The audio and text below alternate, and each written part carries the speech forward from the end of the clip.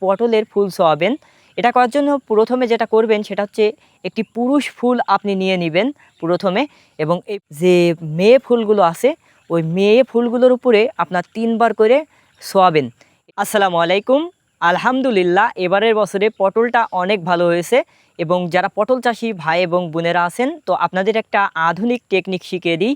পটল গাছের প্রধান কাজ হচ্ছে আপনাকে পটলটি সঠিকভাবে পরাগায়ন ঘটাতে হবে। তো এটা করার জন্য আপনাদেরকে প্রতিনিয়ত সকালবেলা, আমি দেখছেন এখন বাজে 6টা, ফজরের নামাজ শেষে আমি চলে এসেছি আমার জমিতে, এবং আপনাদেরকে একটা জিনিস শেখাবো যে কিভাবে আপনারা পটলের ফুল ছোঁয়াবেন।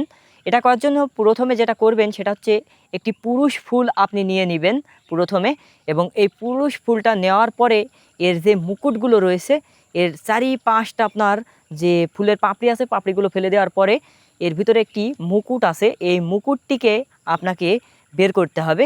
করার পরে আপনি সাধারণত যে মেয়ে ফুলগুলো আছে ওই মেয়ে ফুলগুলোর উপরে আপনার 3বার করে ছোঁয়াবেন। এটার মাধ্যমে পরাগায়ন হয়ে যাবে সাধারণত আপনার। আর এই ফুল এক একটি পুরুষ ফুল আপনি 5 থেকে 6টি করে মেয়ে ফুলের সাথে আপনার ঠেকাবেন, এটাই আপনার হয়ে যাবে ইনশাল্লাহ। আর সাধারণত আপনারা কি কি ঔষধ প্রয়োগ করবেন প্রতি সপ্তাহে বলে দিই। প্রতি সপ্তাহে আপনি ফ্লোরা এবং জেনটেক পাতা ব্যবহার করবেন। এটা প্রতি ঢমে দেখবেন লেখা আছে, ওই অনুযায়ী বসাবেন, ওই অনুযায়ী আপনি পানিতে মেশাবেন। প্রতি সপ্তাহে 1 দিন করে দিবেন, আর ফুল ছোঁয়াবেন, আর কিচ্ছু দেওয়া লাগবে না।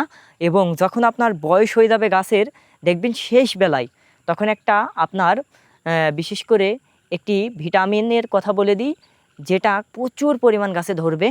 এই ভিটামিনটা দিতে পারলে, এটা আপনার নাম হচ্ছে কাল্টার। এই কাল্টার ভিটামিনটা আপনারা ব্যবহার করবেন, বিভিন্ন জায়গায় নাও পেতে পারেন, যেখানে পাবেন সেখানে নিয়ে ব্যবহার করবেন। এটা বেশি মাত্রায় ব্যবহার করবেন না, গাছটি নষ্ট হয়ে যেতে পারে। আলহামদুলিল্লাহ, এই পদ্ধতিগুলোই আমি অবলম্বন করি, এবং আপনাদেরকে তো দেখিয়েছি যে আমার গাছে কিন্তু অজস্র পরিমাণ প্রতি সপ্তাহে আপনার আমার এই 10 কাঠা মতন আছে। এই 10 কাঠা পটল থেকে আমি প্রতি সপ্তাহে আপনার 2 বস্তা থেকে 3 বস্তা করে তুলি। তো এই আর কি আপনাদেরকে দেখানোর চেষ্টা করলাম। এই পদ্ধতি অবলম্বন করলে আপনার কাছেও অজস্র পরিমাণ পটল ধরবে ইনশাল্লাহ। তো যারা পটল চাষি ভাই এবং বোনেরা আছেন তারা এই পদ্ধতিটা অবলম্বন করেন, ভালো কাজ হবে। তো এই আর কি। আসসালামু আলাইকুম, আল্লাহ হাফিজ।